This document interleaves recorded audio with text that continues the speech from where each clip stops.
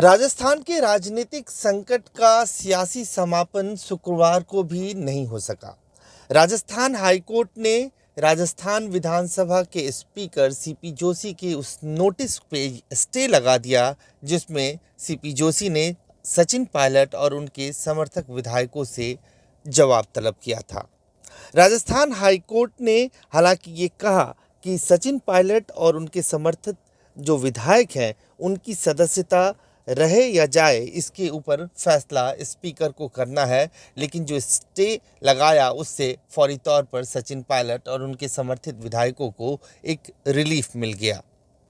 अब इस पूरे मामले पे सुनवाई सोमवार को सुप्रीम कोर्ट में होनी है, लेकिन राजस्थान के सियासी नाटक का अंत यही नहीं हुआ। उसके फौरन बाद राजस्थान के मुख्यमंत्री अशोक गहलोत फेयरमाउंट होटल पहुंचे, जहां पिछले कई दिनों से अशोक गहलोत से समर्थित जो विधायक हैं वो वहां मौजूद थे।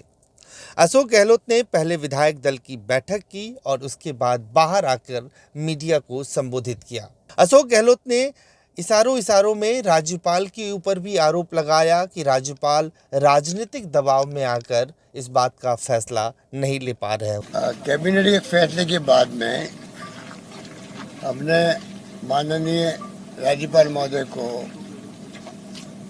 कल पत्र भेज के रिक्वेस्ट करी कि हम चाहते हैं कि असेंबली के सेशन बुलाएं और उसके अंदर डिस्कशन करें सारी पॉलिटिकल सिचुएशन को भी, कोरोना को भी। हमें उम्मीद थी कि रात को ही वो आदेश जारी कर देंगे असेंबली बुलाने के। रात भर इंतजार किया पर अभी तक कोई जवाब नहीं आया उनका। ये हमारे समझ के परे है। सिंपल प्रोसेस जो अपनाया जाता है और गवर्नर साहब को आदेश देना ही पड़ता है, उसको रोकने कोई कारण नहीं है। हमारा मानना है कि ऊपर से दबाव के कारण से मजबूरी में वो अभी असेंबली बुलाने के लिए निर्देश नहीं दे रहे हैं। इस बात का हमें बहुत दुख है। जब हम फ्लोर पे जाना चाहते हैं, एक तरफ तो मांग की जा रही थी विपक्षी पार्टियों द्वारा भी, जुडिशरी के अंदर भी चर्चा हो रही थी, भाई आप असेंबली फ्लोर क्यों नहीं टच कराते हो, असेंबली में क्यों नहीं आते हैं, असेंबली बुलाते क्यों नहीं हैं। और आज जब हम लोग असेंबली बुलाने के लिए तैयार हैं, पूरे प्रदेश की जनता देख रही है कि हो क्या रहा है राजस्थान के अंदर। सब व्यथित है, दुखी है, परेशान है।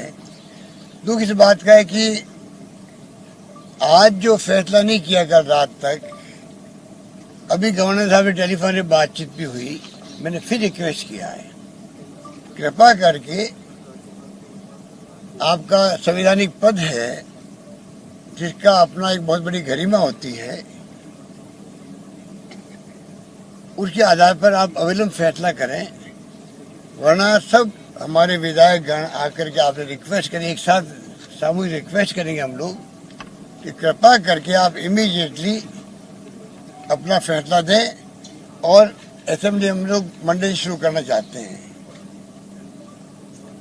वहाँ दूध का दूध पानी का पानी हो जाएगा। पूरा देश देखेगा, प्रदेश देखेगा, फ्लोर में डिस्कशन होंगे, पब्लिक और मीडिया के डोमेन में आएगा। तो ये समझ के परे किस प्रकार की किस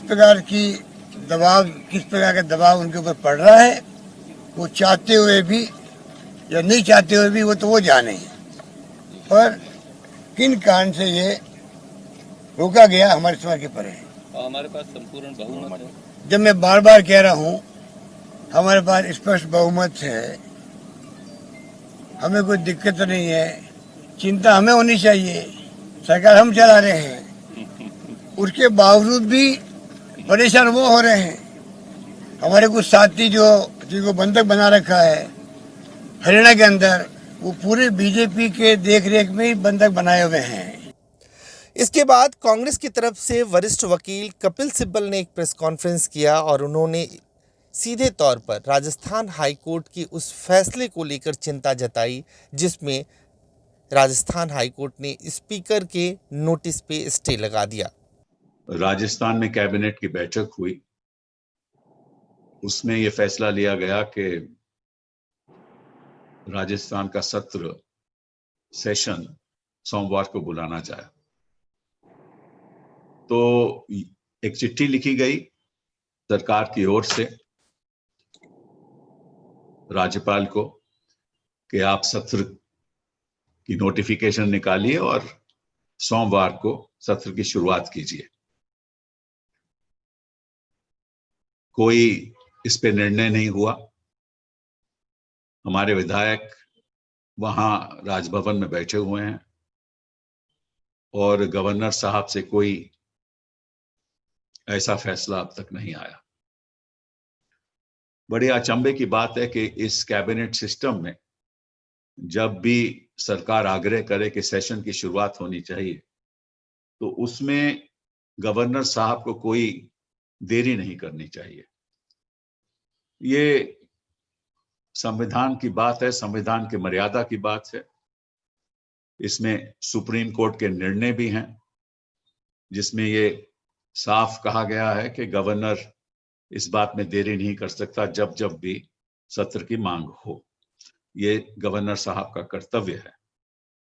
लेकिन मैं समझता हूं कि पिछले कुछ सालों में लोकतंत्र की जो डेफिनेशन है, परिभाषा है, वो बदल चुकी है। एक दूसरी बात इसमें जो आज के दिन हमें